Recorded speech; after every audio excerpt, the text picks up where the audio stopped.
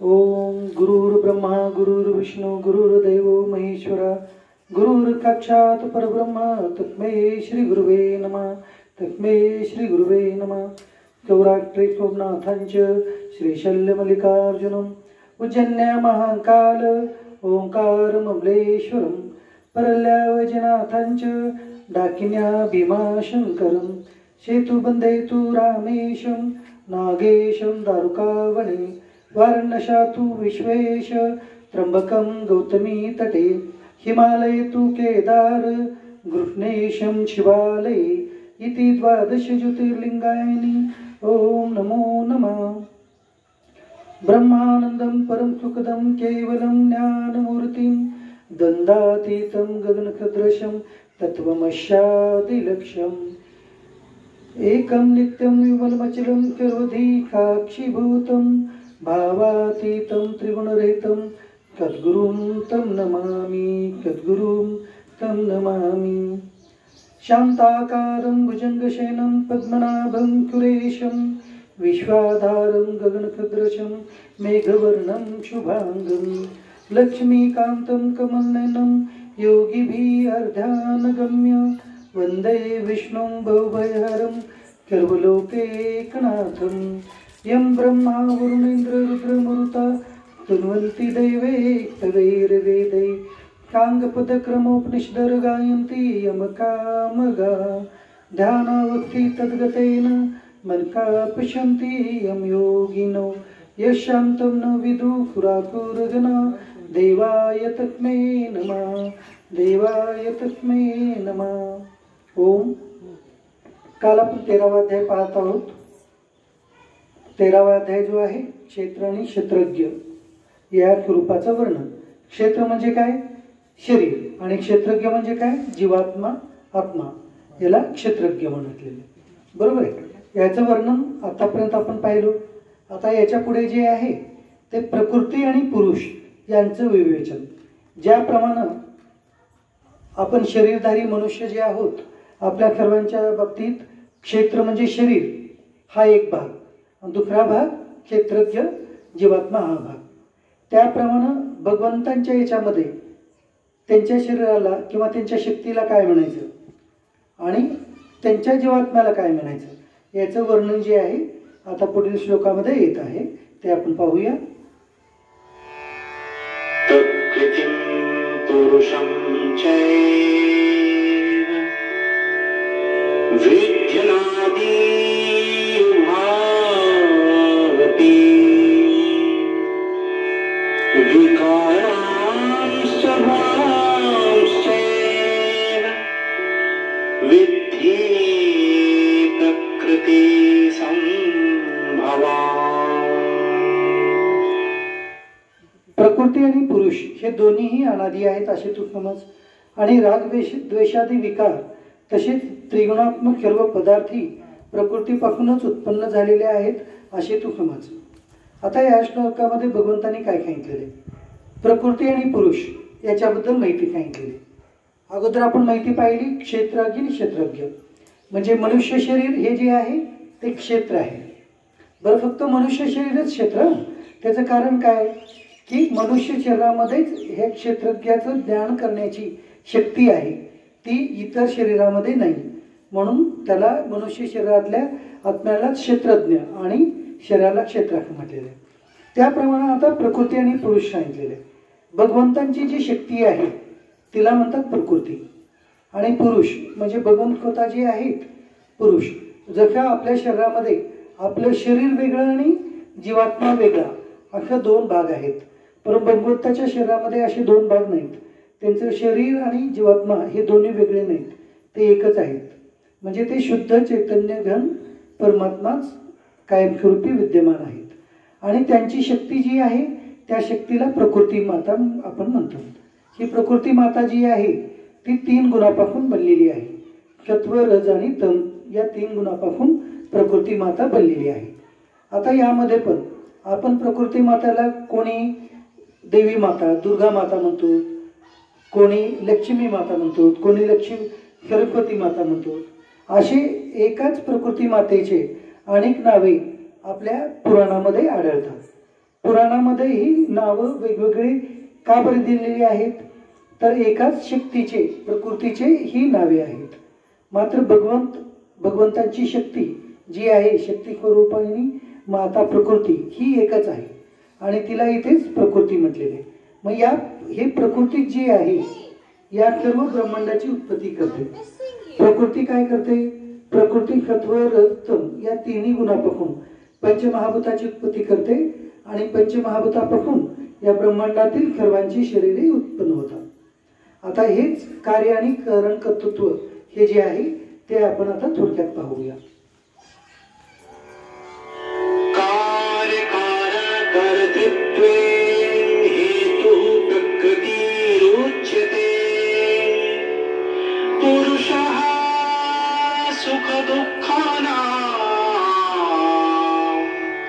भोक्तृत्वे हेतुरुच्यते. कार्य व करण यांच्या उत्पत्तीचे कारण प्रकृती म्हटली जाते आणि जीवात्मा सुखदुःखांच्या भोगण्याला कारण म्हटला जातो. आता काय आहे पहा, कार्य आणि कर्तृत्व. आपल्या प्रत्येकाच्या शरीरामध्ये कार्य आणि कर्तृत्व असे दोन विभाग विद्यमान आहेत. आता कार्य आणि करण हे जे आहेत, करण जे आहेत ते मुख्य 5 करण सांगितलेले आहेत. अंतकरण, मन, बुद्धी, चित्त, अहंकार हे मुख्य 5 करण. आणि त्याच्यानंतर दुय्यम करण आहेत पंचज्ञानेंद्रिय आणि नंतर आहेत पंचकर्मेंद्रिय. तर ह्याच्यापासून ह्या करणापासून सर्व प्रकारची कार्य उत्पन्न होतात. मग हे जे कार्य आहे ते कार्यामध्ये मनुष्य बांधला जातो ते कार्य केल्याने. आणि हे कार्य कसे निर्माण होतात? या प्रकृतीपासून उत्पन्न झालेले 3 गुण जे आहेत सत्व रज आणि तम, हे 3 गुण वेगवेगळ्या प्रकारचे भावना आपल्या शरीरामध्ये उत्पन्न करतात आणि त्या योगे मनुष्य या पंचज्ञानेंद्रिय आणि पंचकर्मेंद्रियामार्फत कर्म करतो. त्याला असं कार्य म्हणतात. तर हे केलेले कार्य जे आहे त्यामुळं आपल्या म्हणजे जो स्वभाव आहे, जो अहंकार आहे, प्रत्येकाचा स्वभाव म्हणजे एक स्वाभाविक अहंकार आहे, तर तो बंधनात टाकतो प्रत्येकांना. तर ते बंधनात त्या अहंकाराला टाकल्यामुळं, त्या स्वभावाला टाकल्यामुळं, त्या सूक्ष्म देहाला टाकल्यामुळं, त्या सूक्ष्म देहाचे हे अनेक जे 84 लक्ष योनीमध्ये जन्म घेणारा जो आहे तो सूक्ष्म देह आहे. म्हणजे मुख्यतः जीवात्मा नाही, आपण जीवात्मा म्हणतो, पण जीवात्म्याला होत नाही. जन्म जे होतं या स्वभावाला किंवा सूक्ष्म देहाला होतो. मग हे सूक्ष्म देहाचे काम आहेत जे की वेगवेगळ्या जन्मामध्ये वेगवेगळ्या प्रकारचा जन्म घेतो. आता या पुढील श्लोकामध्ये जे आहे प्रकृती आणि पुरुष याबद्दलच माहिती भगवान सांगत आहेत, ते आपण पाहूया. पुरुषः प्रकृतिस्थो हि भुङ्क्ते प्रकृतिजान् कारणं गुणासङ्गोऽस्य सदसत्यो निजन्मसु. आता भगवान त्या श्लोकामध्ये काय म्हणत आहेत ते आपण पाहूया. प्रकृतीत राहिलेलाच पुरुष जो आहे तो प्रकृतीपासून उत्पन्न झालेल्या त्रिगुणात्मक पदार्थांना भोगतो आणि या गुणाची पंक्तीच या जीवात्म्याला बऱ्या वाईट योनीत जन्म मिळण्याला कारण आहे. हे जी प्रकृती आहे या प्रकृतीपासून निर्माण झालेले 3 गुण जे आहेत सत्व रज आणि तम, हे 3 गुण जे आहेत मनुष्याला वेगवेगळ्या कर्म करून त्या कर्म करायला प्रवृत्त करून त्याच्यापासून बंधनात टाकतात. म्हणजे खरं मुख्य बंधनात टाकणारं कारण कोण आहे? कार्य करणारं कर्तृत्व कोणाचं आहे? तर ह्या 3 गुणाचे. मग कार्य करणारा मुख्य करण जे आहे ते 3 गुण आहेत. मग बंधनात पडायला पण पाहिजे कोण? करण जे अंतकर्म हे आहे ते, किंवा त्यांचा मुख्य जे आहे सत्व रज आणि तम, हे 3 गुण बंधनात पडायला पाहिजे. परंतु आपण बळजबरीनं काय करतो? त्यांनी केलेले जे कार्य आहेत ते आपण आपल्यावरती ओढून घेतो. त्यामुळं मनुष्य या जन्म मरण चक्ररूपी बंधनामध्ये अडकलेला आहे. मग आता ह्या मनुष्य जो जन्म मरण चक्रामध्ये अडकतो आणि आपण मात्र आपलं स्वरूप वेगळं आहे. ते काय स्वरूप आहे ते भगवान श्रीकृष्ण या श्लोकामध्ये सांगत आहे.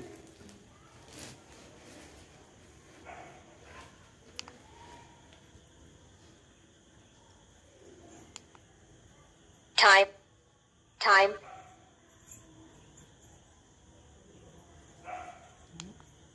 Time for music.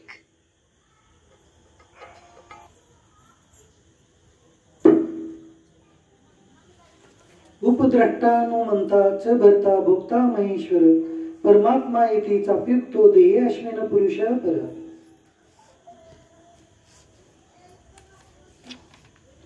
भगवान श्रीकृष्ण या श्लोकात सांगत आहेत की या देहामध्ये असलेला आत्मा वास्तविकपणे परमात्माचा स्वरूपच आहे. तो परमात्म्याचा अंशच आहे. तोच साक्षी असल्यामुळे उपद्रष्टा आणि खरी संमती देणारा असल्यामुळे हनुमंता, सर्वांचे धारण पोषण करणारा म्हणून भरता, जीवरूपाने भोगता, ब्रह्मदेव इत्यादींचाही स्वामी असल्याने महेश्वर आणि शुद्ध सच्चिदानंद घन असल्यामुळे परमात्मा म्हटला जातो. आता या श्लोकामध्ये जे आहे भगवंतांनी एकाच जीवात्म्याची अनेक नावे सांगितलेली आहेत. त्यामध्ये काय पहिलं नाव सांगितलेलं त्यांनी साक्षी, म्हणजे जीवात्म्यालाच नाव काय आहे साक्षी. साक्षी का बरं म्हणायचं तर या शरीराद्वारे केल्या जाणाऱ्या प्रत्येक कर्माला जे साक्षी राहणारा जो आहे तो जीवात्माच आहे, म्हणून त्याला साक्षी असं म्हणतात. त्याच्यानंतर म्हणतात या जीवात्म्यालाच दुसरं नाव आहे उपद्रष्टा. दृष्टा म्हणजे पाहणारा, उपद्रष्टा म्हणजे काय तर त्या पाहणाऱ्यालाही जो पाहणार आहे त्याला उपद्रष्टा असं म्हणतात. म्हणून हे जे आहे जीवात्मा जो आहे, जे आत्मा स्वरूप आहे, जो परमात्म्याचा अंश आहे, तो मन बुद्धी चित्त अहंकार यापासून होणाऱ्या कर्माला ही पाहतो आणि हे मन बुद्धी अंतकरण जे आहे ते शरीराकडून आणि पंचज्ञानेंद्रियाकडून होणाऱ्या कर्मालाही पाहतात. कोण पाहतं? अंतकरण आणि मनबुद्धी पाहतं आणि त्याला संमती देऊन त्या शरीराकडून आपलं कर्म करून घेतो. म्हणजे तिथं पाहणारा कोण आहे? आपल्या पंचज्ञानेंद्रिय आणि पंचकर्मेंद्रियापेक्षा सूक्ष्मपणे जो आहे तो अंतकरण मनबुद्धी आहे, हा प्रथमता पाहतो. आणि आत्मा जो आहे जीवात्मा तो मात्र या पंचेंद्रियापासून ज्या घडलेल्या कर्मालाही पाहतो आणि या अंतकरणाच्या आणि मनबुद्धीच्या त्या पाहण्याला सुद्धा पाहतो, म्हणून त्याला उपद्रष्टा असं नाव दिलेले. त्याच्यानंतर त्यांना म्हणतात हनुमंता, म्हणजे संमती देणारा त्याला हनुमंता म्हणतात. त्याच्यानंतर आता सर्वांचं धारण पोषण करणारा हे जे आहे हा जीवात्माच आहे. जीवात्म्यामुळेच या शरीराचं अस्तित्व आहे, म्हणून त्याला भरताही असं म्हणतात. जीवरूपानं परत भोगता असं म्हटलेलं आहे. खरं भोगता जे आहे ते अंतकरण मनबुद्धी आहेत, परंतु त्यांचं अस्तित्व जे आहे ते जीवात्म्यामुळं उपलब्ध आहे, म्हणून त्याला भोगताही असं म्हणतात. त्याच्यानंतर ब्रह्मदेव इत्यादींचा स्वामी म्हटलेलं आहे. कारण ब्रह्मदेव हे जे आहेत ते ब्रह्मलोकामध्ये राहतात आणि ते भगवंतांचंच काम करत असतात, परंतु तिथं महेश्वर असं काय म्हटलेलं आहे. महेश्वर म्हणजे काय? सर्वात मध्ये महानेश्वर. भगवान शिवांचं नाव महेश्वर आहे आणि भगवान विष्णूंचं जे नाव आहे ते विष्णू किंवा नारायण नाव आहे. का बरे? तर हे एकाच स्वरूपामध्ये विद्यमान आहेत, म्हणून यांचे फक्त नावं वेगळे आहेत, परंतु असणारे भगवंत एकच आहेत. म्हणून या सर्व भगवंतांचा अंश जे आहे तो आपण जीवात्मा याला साक्षी आणि उपद्रष्टा असं या श्लोकामध्ये भगवंतांनी म्हटलेले आहे. आता यापुढे गुणाचं प्रकृती कसं जाणायचं याविषयी भगवंत सांगत आहे. यम वेती पुरुषम प्रकृतींचे गुणैक सर्वथा वर्तमानो अपि न ख भूयो अभिजायते. अशा रीतीने पुरुषाला आणि गुणाखेत प्रकृतीला जो मनुष्य तत्वता जाणतो तर सर्व प्रकारे कर्तव्य करणे करीत असला तरी तो पुन्हा जन्माला येत नाही. आता या श्लोकामध्ये जे आहे ते ज्ञानयोगींच्या कर्मांचं प्रकार भगवंतांनी इथं सांगितलेले. सर्व कर्माला कारणीभूत असणारं कोण आहे तर प्रकृती ही जी आहे तीच सर्व प्रकारे मनुष्यांच्या घडणाऱ्या कार्याला कारणीभूत आहे. म्हणजे होतं काय, मनुष्याचे जे कर्म घडतात आणि मनुष्य जे कर्म करतो ते कर्म करतो एकतरी सत्व रज तम या तिन्हीपैकी जो गुण वाढतो त्या गुणाधिक्याने त्या प्रकारचं कर्म मनुष्य करतो. मग हे तीन गुण उत्पन्न झालेले कुणापासून आहेत? प्रकृती मातेपासून आहेत. मग याचा अर्थ काय झाला तर सर्व कर्म घडायला कारणीभूत जी आहे ती प्रकृती माताच आहे आणि प्रकृती मातेपासूनच हे वेगवेगळे कर्म घडतात, असं या इतर श्लोकामध्ये याचा भावार्थ होतो. आता पुढील श्लोकामध्ये इथे भगवंत सांगत आहेत की ध्यानेन आत्मनि पश्यन्ति केचित् आत्मना आत्मना अन्ये सांख्येन योगेन कर्मयोगे न चापरे.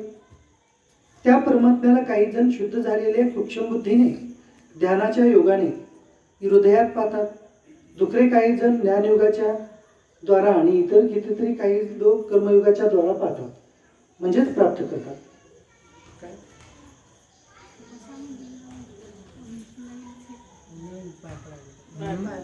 आता काही जण जे आहे, आता आपण वेगवेगळ्या प्रकारचे जे आहेत ते मार्ग या ग्रंथामध्ये आपण पाहिलेले, तर त्यामधील एक ध्यानयोग मार्गाचा जे आहे त्याचा उल्लेख करून इथं भगवान श्रीकृष्ण सांगू लागलेले आहेत की काही योगीजन जे आहेत आपल्याच हृदयामध्ये, म्हणजे मनुष्य देहामध्ये असतानाच आपल्या हृदयामध्येच त्या जीवात्म्याला परमात्म्याचा अंश हे जाणून त्या भगवंताचं ध्यान स्वतःच करतात, म्हणजे ते ध्यानयोगाची सिद्धी करतात.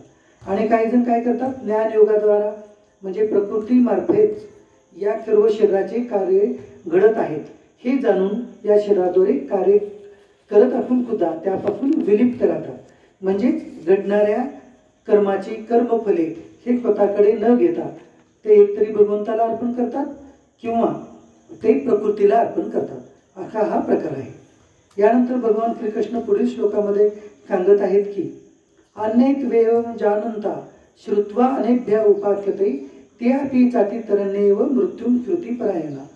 परंतु याखेरीज इतर अर्थात मंदबुद्धीचे जे मनुष्य आहेत ते अशा प्रकारे न जाणणारे असतात, ते दुसऱ्याकडून म्हणजे तत्वज्ञानी मनुष्याकडून ऐकूनच तदनुसार उपासना करतात आणि ते ऐकलेले प्रमाण मानणारे मनुष्य सुद्धा मृत्यूरूप संसार खात्रीने तरुण जातात. आता भगवान श्रीकृष्ण या श्लोकामध्ये सांगू लागले आहेत की आता काही जण ध्यानयोगाचं आचरण करून भगवंताला प्राप्त करतील, काही जण ज्ञानयोगाचा, काही जण कर्मयोगाचा, काही इतर देवपूजा रूपी यज्ञ आहेत किंवा अभ्यास रूपी यज्ञ आहे, त्याच्यानंतर आपला यज्ञ मार्ग जो आहे त्याच्याने भगवंताला प्राप्त करतील. परंतु काही जण या मार्गाला सुद्धा जाणत नाहीत, परंतु श्रद्धा भक्ती युक्त होऊन या सर्व सांगितलेल्या मार्गावरती श्रद्धा आणि विश्वास ठेवून जरी हे सर्व ऐकले तरी ऐकणारे सुद्धा या संसार समुद्राला तरुण जातात, असं या श्लोकामध्ये भगवंतांनी सांगितलेलं आहे. मॉर्टिन कमी लावत एखादं लक्ष जातं. आता याच्या पुढे जे भगवंत सांगणार आहेत ते काय, क्षेत्र क्षेत्रज्ञ याच्यापासूनच जे या पूर्ण शरीरांची उत्पत्ती झाली आहे त्याच्याविषयी अजून एकदा उपसंहार करण्याच्या पूर्वी सांगत आहेत. यावत सज्जायन्ते किंचित तत्वम स्थावर जंगमम क्षेत्र क्षेत्रज्ञ संयुगाप्ते दुर्धी भरतर्ष. त्याच्यामध्ये हे आहे, हे अर्जुना, जेवढे म्हणून स्थावर जंगम प्राणी उत्पन्न होतात ते सर्व क्षेत्र आणि क्षेत्रज्ञाच्या संयोगानेच उत्पन्न होतात असे तू समज. आता अर्जुनाच्या योगे आम्हा मनुष्यांनाच भगवंत काय उपदेश करत आहेत, तर सर्वांची उत्पत्ती जी झालेली आहे ते क्षेत्र आणि क्षेत्रज्ञाच्या संयोगापासून झालेली आहे. म्हणजे काय होतं पहा, क्षेत्र म्हणजे हे शरीर, हे शरीर कशापासून निर्माण झालेलं आहे, पंचमहाभूतापासून. आणि क्षेत्रज्ञ जीवात्मा हा कुणाचा अंश आहे, भगवंताचा अंश आहे. हे दोन्ही असल्याशिवाय शरीराची उत्पत्ती होत नाही.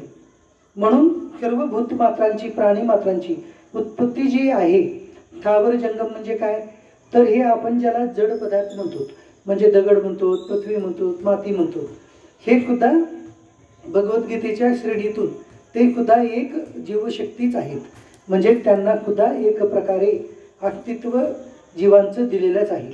तर हे सर्वच स्थावर आणि जंगम जे प्राणी आहेत ते उत्पन्न कशापासून झालेले आहेत, क्षेत्र आणि क्षेत्रज्ञाच्या संयोगापासूनच उत्पन्न झालेले आहेत. म्हणजे सर्व जे मनुष्य प्राणी आहेत आणि इतरही जे आहेत त्यांच्या उत्पत्तीमध्ये दोन मुख्य कारण आहेत, एक तरी शरीर आहे आणि दुसरं जीवात्मा आहे. म्हणजे प्रत्येकाच्या उत्पत्तीमध्ये हे दोन कारण आहेतच. म्हणजे प्रकृती आणि पुरुष या दोन्हीचं संमिलीकरण झाल्याशिवाय कोणत्याच शरीराची उत्पत्ती होत नाही, हेच भगवंतांनी या श्लोकामध्ये सांगितलेलं आहे. समम सर्वेषु भूतेषु तिष्ठतं परमेश्वरम विनश्यत्सु अविनश्यंतम य पश्यति च पश्यति. जो मनुष्य नाशिवंत सर्व चराचर भूतामध्ये परमेश्वर हाच अविनाशी व सर्वत्र समभावाने स्थित असलेला पाहतो, तोच खरे पाहतो. आता भगवान श्रीकृष्ण या श्लोकामध्ये म्हणू लागलेले आहेत की आता तो मनुष्य जो आहे जो की सर्व भूतमात्रामध्ये एकाच भगवंताला म्हणजे एकाच भगवंतांच्या अंशाला पाहतो आणि शरीराला जे आहे ते नष्ट होणारे आहेत असं पाहतो. तोच एकमात्र यथार्थ म्हणजे खरं पाहतो आणि बाकीचे मात्र त्याला कळून जे बाकीचे शरीराच्या दृष्टीने शरीरच आहे असं पाहतात ते मात्र खोटे पाहतो असं या श्लोकामध्ये भगवंतांनी म्हटलेलं आहे.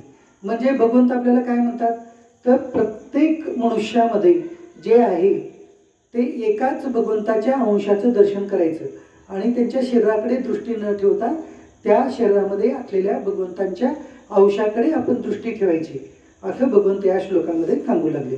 त्यामुळं काय होईल तर त्यामुळं मनुष्याकडून घडणारे जे काही गोष्टी आहेत त्या गोष्टीमुळं आपल्या मनामध्ये इतर द्वेषभाव उत्पन्न होत नाही आणि मनुष्याविषयी तिरस्कार उत्पन्न होत नाही.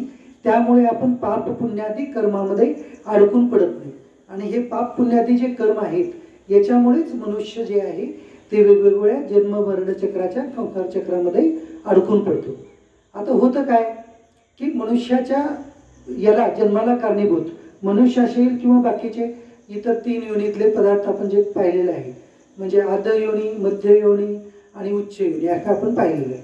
आद्य योनी म्हणजे काय ज्यांचे पापाचे प्रकार म्हणजे पापांची शृंखला जी आहे पुण्यापेक्षा फार मोठी आहे त्यांना ती आद्य योनी प्राप्त होते आणि ज्यांचं पाप पुण्य समान झालेलं आहे त्यांना मनुष्य योनी प्राप्त होते आणि जे पुण्यकर्माने जागत आहेत त्यांना देवता लोकांची प्राप्ती होते आणि जे म्हणजे कर्माची पुण्यकर्मांचे प्रमाण जागतात ती लोकांपर्यंत म्हणजे याच्यातपर्यंत गेलेले आहेत अतिउच्च प्रमाणात त्यांना ब्रह्मलोकांची प्राप्ती होते. परंतु जे ज्ञानयोग ध्यानयोग कर्मयोग या मार्गाने जे जातात ते मात्र प्रत्यक्षपणे भगवंतालाच प्राप्त होतात असं भगवंतांनी या श्लोकामध्ये सांगितलेले. आता यापुढे भगवान काय म्हणतात ते आपण पाहूया. समम पश्यनी सर्वत्र कम अवस्थित ईश्वरम न हि नक्ती आत्मनामयत तत याती परामगती. कारण जो मनुष्य सर्वामध्ये क्रमरूपाने असलेल्या परमेश्वरालाच समान रीतीने पाहून आपणच आपला नाश करून घेत नाही त्यामुळे तो परमगतीला जातो. आता या श्लोकामध्ये भगवंतांनी पुन्हा आपल्याला तेच वेगळ्या पद्धतीने सांगितलेलं आहे की जो मनुष्याच्या शरीराकडे न पाहता आत्मतत्वाला पाहतो म्हणजे प्रत्येक मनुष्य शरीरांच्या मध्ये असलेल्या क्षेत्रज्ञ जीवात्मा किंवा उपद्रष्टाला पाहतो तोच जे आहे ते खरं पाहतो आणि तो मात्र या संसार चक्राला उल्लंघून जो आहे तो भगवंताच्या पदालाच म्हणजे परमगतीलाच प्राप्त होतो असं भगवंतांनी या श्लोकामध्ये सांगितलेले. प्रकृतेवच कर्माणि क्रियमानानि सर्वशा य पश्यति तथा आत्मानं अकर्तारं क पश्यति. आणि जो मनुष्य सर्व कर्मे सर्व प्रकारे प्रकृतीकडूनच केली जाणारी आहेत असे पाहतो आणि आत्मा अकर्ता आहे असे पाहतो तोच खरा पाहतो. आता पहा आता होतं काय आपण आत्तापर्यंत म्हणजे 13वा अध्याय समाप्तीला जात आहे तर आत्तापर्यंत आपण पाहिलेलं आहे वेगवेगळ्या प्रकारे पाहिलेलं आहे. तर वेगवेगळ्या प्रकारे पाहून आपल्याला लक्षात आलेलं आहे की हे शरीर जे बनलेलं आहे ते एक पंचमहाभूताचा संघात आहे. पंचमहाभूताची विविध घटक आपल्या शरीरामध्ये म्हणजे 5 महाभूताचे वेगवेगळे घटक आपल्या शरीरामध्ये विद्यमान आहेत. म्हणजे काय पृथ्वी महाभूताचं जे आहे ते आपल्या शरीरामध्ये हाडं जे आहे ते पृथ्वी महाभूताचं प्रतिनिधित्व करतात. त्यानंतर तेज महाभूताचं जे आप महाभूताचं जे आहे आपल्या शरीरामधील जितकं काही पाण्याचं तत्व आहे ते सर्वपणे आता रक्तामध्ये सुद्धा जे आहे त्याच्यामध्ये 75% पाणी आहे आणि बाकीचं म्हणजे पाण्यापासून ते द्रव्य प्लाझ्मा बनलेलं आहे आणि त्याच्यानंतर 25% जे इतर पदार्थ प्लेटलेट हिमोग्लोबिन वगैरे आहे ते पदार्थ जे आहे ते तेज महाभूतापासून बनलेले आहे. म्हणजे पृथ्वी आप आणि तेज. त्याच्यानंतर वायू महाभूत तर घेतल्याशिवाय आपण 30 सेकंद पण नाही राहू शकत. प्रत्येक जणाला आपल्याला श्वास घ्यावाच लागतो. या श्वासावरतीच आपण जीवन कंठत असतो. म्हणून या वायू महाभूतावरती जे आहे ते आपलं पूर्ण शरीराचे व्यवहार चालू आहेत. म्हणजे श्वास न घेता आपण 1 मिनिट कोणीही राहू शकत नाही. मग त्यानंतर आकाश महाभूत. आपल्या शरीरामध्ये वेगवेगळ्या जागी वेगवेगळी पोकळी आहे. पोटामध्ये पोकळी आहे म्हणजे तिथं आकाश महाभूत आहे. म्हणूनच आपल्याला जास्त पोकळी निर्माण झाली की भूक लागते मग आपण जेवण करतो. म्हणजे तिथं पोकळी आहे म्हणूनच भूक लागते आपल्याला. म्हणजे थोडक्यात काय तर या शरीरामध्ये जे घटक आहेत ते पंचमहाभूताचेच घटक आहेत. म्हणजे शरीर म्हणजे काय आहे थोडक्यात तर पंचमहाभूतच आहे. आणि इथे शरीर मेल्यानंतर जे आहे या पृथ्वी तलावरती राहणारं काय आपण पहा शेवटपर्यंत राहतात, फक्त हाडे राहतात. मग ते हाडे आपण जरी जाळलं शरीराला तरी हाडेच राहतात, आणि शरीराला जरी आपण जमिनीमध्ये पुरलो तरी सुद्धा त्याच्यानंतरही शरीरामध्ये काही काळानंतर कृमी वेगवेगळे जीवजंतू जे आहेत ते शरीराला खाऊन टाकतात आणि शेवटी फक्त हाडं राहतात. मग लक्षात घ्या, आपल्या ह्या पृथ्वी महाभूताचा शरीरामध्ये घटक असलेला जो आहे ते हाडं आहेत. म्हणून पृथ्वी महाभूत त्याला कायमस्वरूपी आपल्या पोटामध्ये ठेवून घेते हाडांना, कारण पृथ्वी महाभूताचे. त्याच्यानंतर आपल्या शरीरामध्ये असलेलं पाण्याचं जे तत्व आहे महाभूत, ते पूर्ण शरीरातलं पाणी आपल्या महाभूत ओढून घेतो. त्याच्यानंतर तेज महाभूत, जेव्हा मनुष्य मरतो त्यावेळेला त्याची जठराग्नी कंपून जाते, रक्त आटून जातं, तर ते ओढून कोण घेतं? तेज महाभूत. वायू महाभूत, जेव्हा मृत्यू झाला त्यावेळेपासूनच श्वास घेणं बंद होतं, म्हणजे वायू महाभूत प्राण ओढून घेतो. त्यांच्या आकाश महाभूत, आपण आता जितके वयस्कर आहेत त्यांना माहिती आहे, मृतदेह जसं जसं पूर्ण 10 तारखेच्या पुढे जातो तसं त्याप्रमाणे ते अंकुचन पावायला चालू होतं. म्हणजे अंकुचन पावायला चालू होतं म्हणजे त्याचा अर्थ काय? आकाश महाभूत त्या शरीरातली पूर्ण पोकळी ओढून घेतली, म्हणून ते अंकुचन झालं. मग अशा प्रकारे 5 महाभूते 5 आपल्या शरीरातले सर्व घटक ओढून घेतात. मग शरीर कुणाचे? मग शरीर आपलं आहे की पंचमहाभूताचं आहे? पंचमहाभूताचं आहे. हेच आपल्याला भगवद्गीतेतून कळून घ्यायचं की शरीर हे पंचमहाभूताचं आहे. मग आपण कोण आहोत? तर आपण त्या शरीरामध्ये राहणारे जीवात्मा, त्यालाच क्षेत्रज्ञ जीवात्मा असं म्हणले. आणि भगवद्गीतेमध्ये सांगितलेले तो क्षेत्रज्ञ जीवात्मा जो आहे तो प्रत्यक्षपणे भगवंतांचा अंशच आहे. जसं की आता आपण आपल्या प्रत्येक घरामध्ये आकाश आहे, प्रत्येक घरामध्ये वेगवेगळे आकाश आहे. इथं 24 घर आहेत, 24 घरामध्ये 24 वेगवेगळे आकाश आपल्याला दिसतात, परंतु वेगवेगळे आकाश आहेत का? जर बाहेरचं आकाश वेगळं आणि घरातलं आकाश वेगळं आहे का? पण वेगळं नाही. परंतु आपण आपल्या घरामध्ये आकाश तर बघतोच, म्हणजे आपल्याला वेगळं वाटतं, वेगळं दिसतं, परंतु ऍक्च्युअली ते वेगळं आहे का? तर वेगळं नाही, ते एकच आहे. मग आपल्याला एकच करायचंय, त्याला करायचं काही सोपं काम काय आहे? जर घरातलं आकाश आणि बाहेरचं आकाश एकच करायचं तर त्याच्यासाठी काय करावं लागतं? भिंत पाडावं लागतं, घर पाडावं लागतं. मग त्याप्रमाणे आपल्या शरीरातला जीवात्मा आणि बाहेरचा परमात्मा एक करायचा असेल तर हे शरीररूपी भिंत पाडायचं असतं. मग शरीररूपी भिंत पाडायचं म्हणजे ह्याला काय लगेच मारून टाकायचं किंवा मरेपर्यंत वाढवं, ते नाहीच आहे. फक्त ही भिंत जी आहे ती पंचमहाभूताची आहे, हे तत्वता करून घेणं म्हणजे हे भिंत पाडणं. हे भगवद्गीतेचं कामच एवढं आहे. भगवद्गीतेचं कामच इतकं आहे की आपली ही जी भिंत आहे, शरीररूपी भिंत, ही पंचमहाभूतापासून बनलेली आहे. हे मनुष्य देहामध्ये जोपर्यंत आपण आहोत, म्हणजे ज्याला आपण जिवंत आहे म्हणतो, तोपर्यंतच हे कळून घ्यायचं. मग त्याच्यानंतर पुढचं काम भगवंताचं, आपलं नाही. मग त्याच्यानंतर ते आकाश महाभूताशी जसं एकत्रित होतं त्याप्रमाणे हा जीवात्मा त्या भगवंताशी परमात्म्याशी आपोआपच एकरूप होतं. परंतु हे तत्वता स्वरूपता पूर्णपणे जाणून घ्यायला पाहिजे, त्याप्रमाणे तेवढी दृढ भावना व्हायला पाहिजे, त्याच्यासाठी पूर्ण जन्म जातात. तर मग हेच फक्त आपल्याला जाणून घ्यायचंय की क्षेत्रज्ञ आणि क्षेत्रज्ञ याच्यापासून हे शरीर बनलेलं आहे, परंतु क्षेत्र म्हणजे आपण नाही आणि क्षेत्रज्ञ म्हणजे आपण आहोत, हे आपल्याला ध्यान करून घ्यायचंय.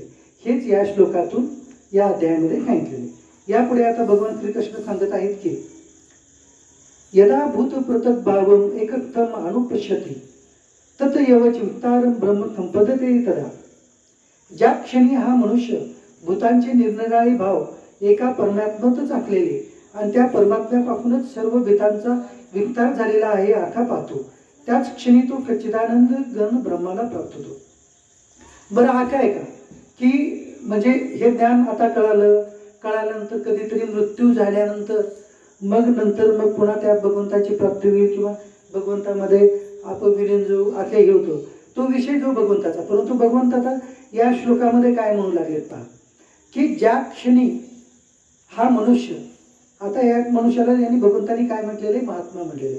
जो मनुष्य अशा प्रकारे क्षेत्र आणि क्षेत्रज्ञाचं किंवा पुरुष आणि प्रकृतीचं ज्ञान कळून घेतो, कळून घेतलेला मनुष्य त्या अनुभवाला जेव्हा येतो आणि तो आपल्या पूर्ण ह्या शरीर आणि क्षेत्रज्ञ जीवात्मा याच्या स्वरूपीवर तो पूर्ण पडताळून पाहून त्याचं तत्वस्वरूपता ज्ञान करून घेतो, तेव्हाच त्या क्षणीच तो सच्चिदानंद घन ब्रह्म परमात्म्याला प्राप्त होतो, असं या श्लोकामध्ये भगवंतांनी सांगितलेले.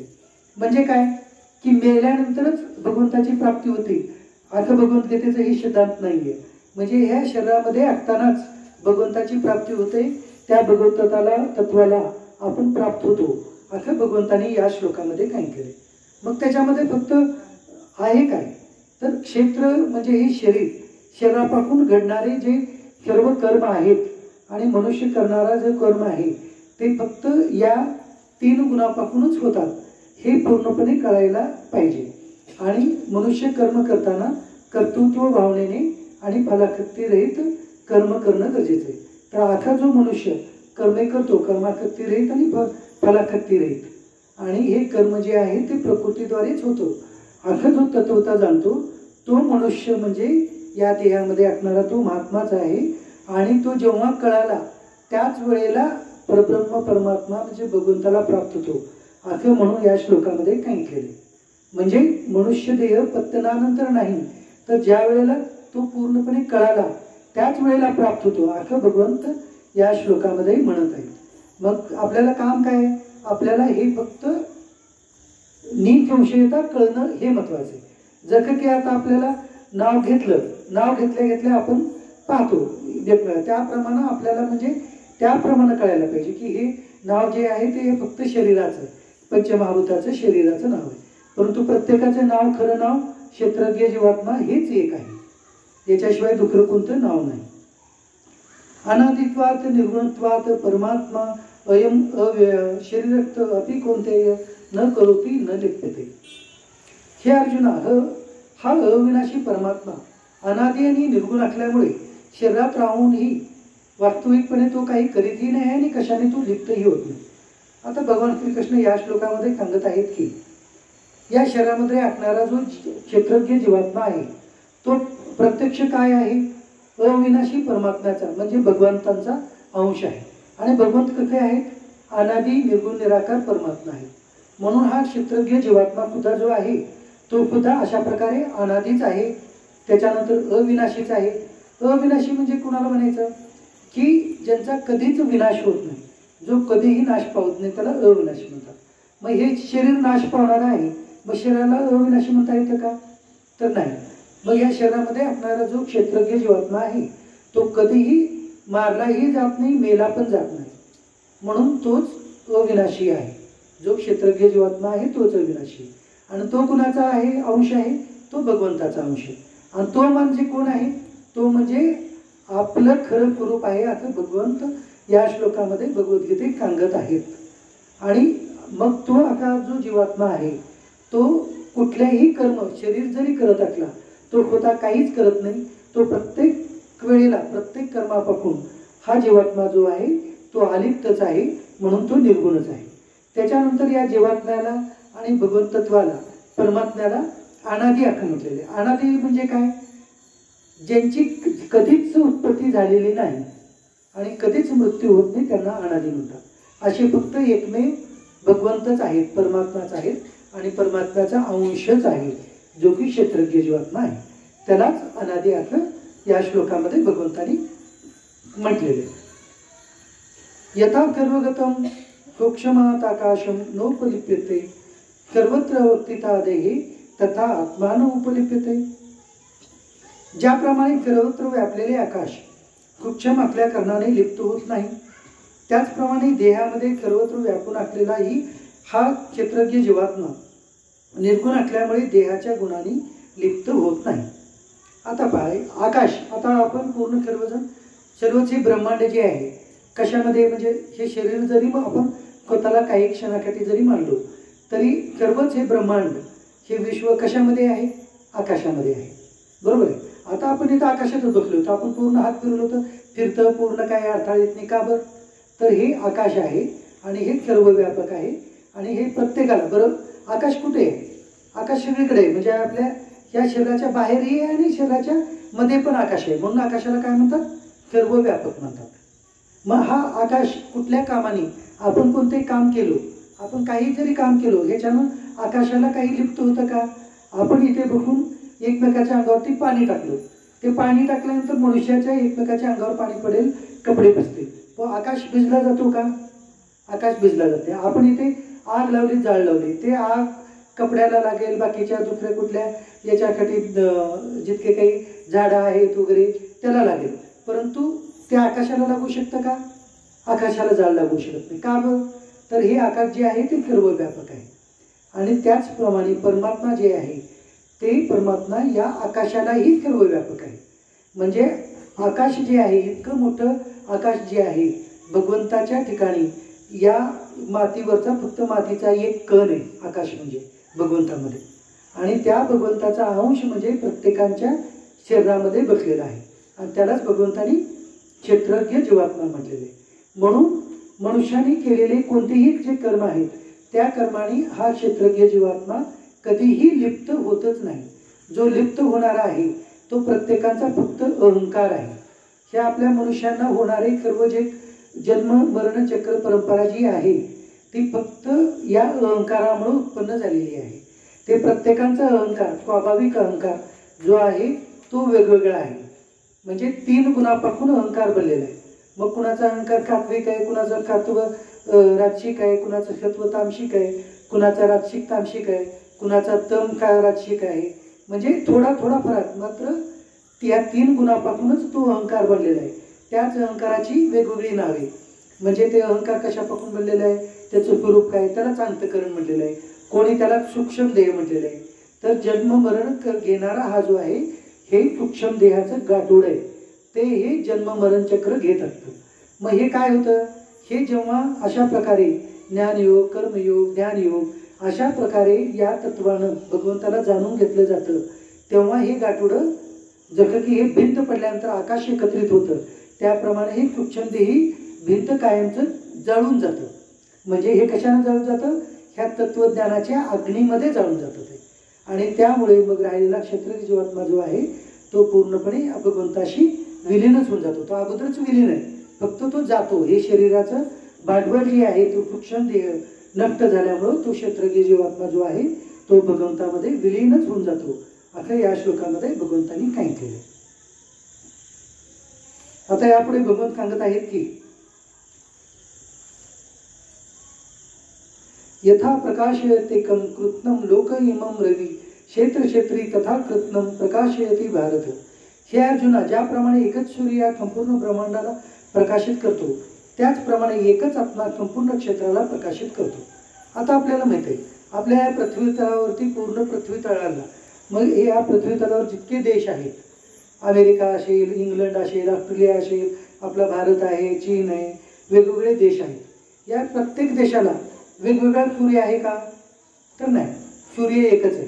तर या पूर्ण पृथ्वीला प्रकाश देणारा एकच सूर्य. इतकंच नाही तर या पृथ्वीपेक्षाही वेगळे जे 9 ग्रह आहेत, म्हणजे हे एका सूर्यमंडळामध्ये असणारे 9 ग्रह, यांना प्रकाश देणारा हा एकाच सूर्य आहे. त्याप्रमाणेच काय होतं, त्याप्रमाणे या शरीराला प्रकाशित करणारा जो आहे तो एकच जीवात्मा आहे, एकच क्षेत्रज्ञ जीवात्मा आहे. म्हणजे प्रत्येकाचे शरीर जे आहेत ते वेगवेगळे आहेत आणि त्या वेगवेगळ्या असणाऱ्याला एकच क्षेत्रज्ञ जीवात्मा प्रकाशित करीत असतो.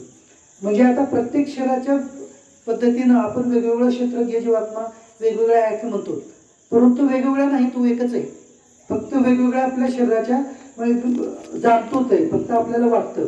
म्हणून भगवंतांनी सांगितलेलं की जितके शरीर आहेत तुम्हाला तितके ते शरीरामध्ये असणारे क्षेत्रज्ञ जीवात्माच आहेत, परंतु ते वेगवेगळे आहे का? आपल्याला आता बघताना आपण काय म्हणतो, आता उदगीरमध्ये आता आपल्या इथे 24 घर आहेत, 24 घरातले वेगवेगळे आकाश आपण म्हणलो. म्हणजे आता आपल्या समजा उदगीरमध्ये एकूण घरांची संख्या म्हणतो, एक अंदाजे 20,000 घरांची संख्या आहे. मग 20,000 घरं अशी आपल्या याच्यामध्ये आहेत उदगीरमध्ये, तर 20,000 वेगवेगळे आकाश आहेत का? परंतु प्रत्येकाला घरामध्ये वेगवेगळे आकाश मात्र आहेच की. वेगवेगळे आकाश नशेना आकाश एकच आहे, परंतु प्रत्येकाला उपलब्ध वेगवेगळे आकाश तरी उपलब्ध असल्यासारखं आहेच की. त्याच्यामुळे आपल्याला ते आकाश वेगळे आहे असं वाटतं, परंतु खरं पाहता ते वेगळं आहे का? तर वेगळं नाही, तर एकच आहे.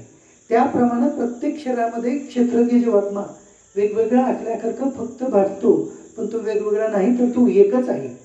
म्हणून या भगवद्गीतेचं तत्व आहे की तुम्ही कोणत्याच शरीर मात्रेचं, मग ते मनुष्याचं असेल, बाकीचं जीव मात्रेचं असेल, दुसऱ्या प्राण्याचं असेल, वनस्पतीचं असेल, कुणाचंच द्वेष करू नका, तिरस्कार करू नका. जेणेकरून तुमचे पाप पुण्यच निर्माण होणार नाही. हेच भगवद्गीतेचा सिद्धांत आहे. आणि मग अशा प्रकारे हा जो क्षेत्रज्ञ जीवात्मा जे या शरीराच्या योग्य त्याला म्हटलेले, क्षेत्र म्हणजे शरीर आणि त्या शरीराला चालवणारा म्हणून त्याला क्षेत्रज्ञ म्हटलेले. शरीराला चालवणारा जीवात्मा म्हणून त्याला क्षेत्रज्ञ असं म्हटलेले. म्हणजे क्षेत्र म्हणजे शरीर आणि क्षेत्रज्ञ म्हणजे त्याला चालवणारा जीवात्मा म्हणून त्याला क्षेत्रज्ञ असं या श्लोकामध्ये भगवंतांनी सांगितले. आता यापुढे भगवान श्रीकृष्ण म्हणतात की क्षेत्रज्ञो यव मंत्र ज्ञान चक्षुषा भूत प्रकृती मोक्षम चे विदु यांती ते परम. अशा प्रकारे जो क्षेत्र व क्षेत्रज्ञ यातील भेद तसेच कार्याख्य प्रकृतीपासून मुक्त होण्याचा मार्ग तत्वज्ञान दृष्टीने जे मनुष्य तत्वता जाणतात ते महात्मे परब्रह्म परमात्म्याला प्राप्त होतात. आता पहा या श्लोकामध्ये भगवंतांनी काय सांगितलेले, अशा प्रकारे जे क्षेत्रज्ञाचं ज्ञान किंवा प्रकृती पुरुषाचं ज्ञान जे जाणून घेतात असे जे मनुष्य जे आहेत त्यांना भगवंतांनी महात्मा असं म्हटलेले आहे. मग असे महात्मा काय आहे तर हे तत्वता तत्वस्वरूप म्हणजे काय, तत्वस्वरूप म्हणजे हेच की हे क्षेत्र जे आहे ते पंचमहाभूतापासून बनलेले आहे आणि आपण मात्र भगवंताचे अंश क्षेत्रज्ञ जीवात्मा आहोत. हेच तत्वज्ञान आहे. हेच तत्वज्ञान विराट स्वरूपानं जेव्हा पाहायला गेलो त्या भगवंतांचेच हे वेगवेगळे अंश आहेत असं म्हणून पाहिलं. हे भगवद्गीता हे पूर्ण षटशास्त्र याच्यामध्ये जे उल्लेख आहे ह्याच एका तत्वाचाच उल्लेख आहे. हेच मात्र वेगवेगळ्या पद्धतीनं सांगितल्यामुळं एवढे भगवद्गीतेचे 18 अध्याय आणि 700 श्लोक झालेले आहेत जे की आपल्याला कळून येत नाही. आपल्याला म्हणजे जसं की लहानपणी आपल्याला नाव दिलेलं राहतं परंतु ते नाव घेऊन आपण पूर्ण जन्मभर चालतो. म्हणजे ते नाव म्हणजेच आपलं अस्तित्व आहे असं आपल्याला वाटतं परंतु ते खरं नाव नाही. तर आपलं खरं नाव जे आहे ते क्षेत्रज्ञ हे खरं नाव आहे जे की भगवंताचा अंश आहे. तर भगवंत म्हणतात की असे जे मनुष्य आहेत जे की तत्वता स्वरूपता भगवंताला जाणून घेतात आणि हे क्षेत्रज्ञ ज्ञान जाणून घेतात किंवा प्रकृती पुरुषाचं ज्ञान जाणून घेतात किंवा विज्ञान तत्व जाणून घेतात. मग ते ज्ञानयोगानं असेल, कर्मयोगानं असेल, ध्यानयोगानं असेल, ते जाणून घेऊन त्याच्यामध्येच त्या भगवंताच्या ज्ञानामध्ये तत्वता मग ध्यानामध्ये ते जे लीन राहतात असे जे मनुष्य आहेत ते मनुष्यांना भगवंतांनी महात्मा असं म्हटलेले. आता या श्लोकात महात्मा म्हटले, काही ठिकाणी भक्त म्हटले, काही ठिकाणी ज्ञानी म्हटले, दुसऱ्या अध्यायामध्ये स्थितप्रज्ञ म्हटले. अशी वेगवेगळ्या नावाने एकाच महात्म्याला भगवंतांनी वेगवेगळ्या नावानं सांगितलेले. फक्त त्यांची अट एकच आहे की सर्व प्रकारे आपण ते ज्ञान तत्वता जाणणं गरजेचं आहे. मग तत्व कोणतं आहे, हे तत्व एकच आहे. क्षेत्र शरीर हे जे आहे ते प्रकृतीपासून किंवा पंचमहाभूतापासून बनलेलं आहे आणि आपण खरं स्वरूप जे आहे क्षेत्रज्ञ जीवात्मा हेच आपलं खरं स्वरूप आहे आणि हेच जाणणं जे आहे हेच आपल्या या मनुष्य देहाचंही उद्दिष्ट आहे, भगवद्गीतेचं उद्दिष्ट आहे, ब्रह्मसूत्राचं उद्दिष्ट आहे, सर्व वेदाचं उद्दिष्ट आहे, उपनिषदाचं उद्देश आहे. उद्देश फक्त एकच आहे. एकाच उद्देशाकरिता हे वेगवेगळे पूर्णपणे 4 वेद झालेत, एकूण 108 उपनिषद झालेत, एकूण 18 महापुराण झाले, हे नंतर मग पुढे आपले भगवद्गीता झाली, षटशास्त्र झाले. ह्या सगळ्यांचा उपदेश फक्त एकच आहे, हेच ज्ञान आणि विज्ञान तत्व आपल्याला जाणून घेणं. मग हे जाणून घेतलं की मनुष्य देहाचं मुख्य कर्म जे काम आहे ते कर्तव्य संपलं असं भगवंत म्हणतात आणि जे हे जाणले ते मात्र महात्मे आहेत असं भगवंताला या श्लोकामध्ये म्हटलेले. ओम तत्सदिति श्रीमद भगवद्गीता उपनिषत्सु ब्रह्मविद्यायां योगशास्त्री श्रीकृष्ण अर्जुन संवादे क्षेत्रज्ञ विभाग योगो नाम त्रयोदशो अध्याय. अशा प्रकारे हे ज्या निर्गुण निराकार परमात्म्याचं नावच ओम आहे अशा त्या ओंकार स्वरूपी निर्गुण निराकार परमात्म्याचं वर्णन करणारं हे अख्खं भगवद्गीता नावाचं एक उपनिषद आहे ज्यामध्ये ब्रह्मविद्याचं उपनिषद आलेलं आहे. ब्रह्मविद्या म्हणजे काय, ज्ञान विज्ञान तत्वानं आपण त्या ब्रह्माला भगवंताला आत्म्याला जाणून घेणं म्हणजेच ब्रह्मविद्या होय. मग हे कशाद्वारे जाणून घेतो, हे आपण योगशास्त्राद्वारे जाणून घेतो. योगशास्त्र म्हणजे काय आहे, आतापर्यंत आपण जे वेगवेगळ्या मार्गाने योग मार्ग जे अभ्यासलो आहोत त्या सर्वांना योगशास्त्र असं म्हणतात. मग ते कर्मयोग आहे, ज्ञानयोग आहे, ध्यानयोग आहे. त्याच्यानंतर पुढे विविध प्रकारचे अभ्यासरूप यज्ञ आहेत. त्याच्यानंतर वेगवेगळे पौरोहित यज्ञ आहेत. त्याच्यानंतर बाकीचे देवपूजा रूपी यज्ञ आहेत. असे वेगवेगळे जे योगमार्ग सांगितलेले आहेत, अशा त्या योगमार्गाचा उपदेश या भगवद्गीतेमध्ये आलेले आहे. आणि ही भगवद्गीता कशी उपलब्ध झाली आपल्याला, तर ही भगवान श्रीकृष्ण आणि अर्जुनाच्या संवादामधून म्हणजे त्यांच्या बोलण्यातून उत्पन्न झालेली आहे. आणि हे ओवेबद्ध किंवा श्लोकबद्ध करून कोणी ठेवली, भगवान वेदव्यासांनी. तर अशा या भगवद्गीतेतील हा क्षेत्रक्षेत्रज्ञ नावाचा अध्याय इथे जो 13वा अध्याय आहे तो इथं समाप्त झालेला आहे. असा हा 13वा अध्याय भगवान श्रीकृष्णांच्या चरणी, माझ्या सद्गुरूंच्या चरणी, भगवान शिवांच्या चरणी अर्पण करून इथेच थांबूया. ओम